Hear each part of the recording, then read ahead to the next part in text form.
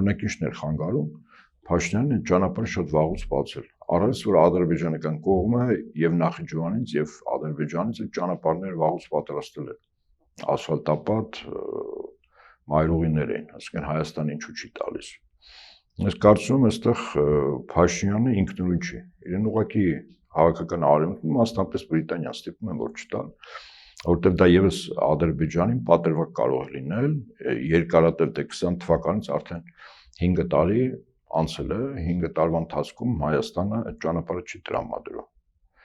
Ալևը որքան էլ որ ասի Միջանցք, միևնույն է, Միջանցք ողից այդտեղ ձևակերպում չկա, ոչ 4 եռակողմում, ոչ պայմանավորվածություն չկա այդպիսի բան։ Դեպքում արդ առաջան, ինչու Հայաստանը ճանապարհը չի տալիս։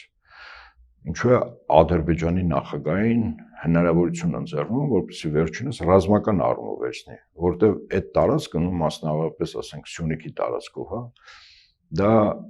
ոչ այդքան տնտեսական նշանակություն ունի Ադրբեջանը, որքան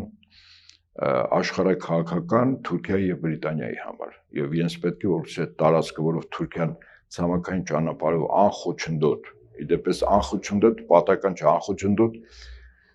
մենք կարող ենք այստեղ նույնականացնել Միջանցքի հետ։ Իդեպ օրվա իշխանությունները բարբերաբար քարոզչական որոշակի հնարքներ են կիրառում այդ անխոչնդոտ հետ կապված, որ մեքենաները սարքերով կարող են ստուգել Հայաստան մտնող դուրս գալու Ադրբեջան։ Ավելի հստակ պետք է լինի կամ ճանապարհ կամ Միջանցք։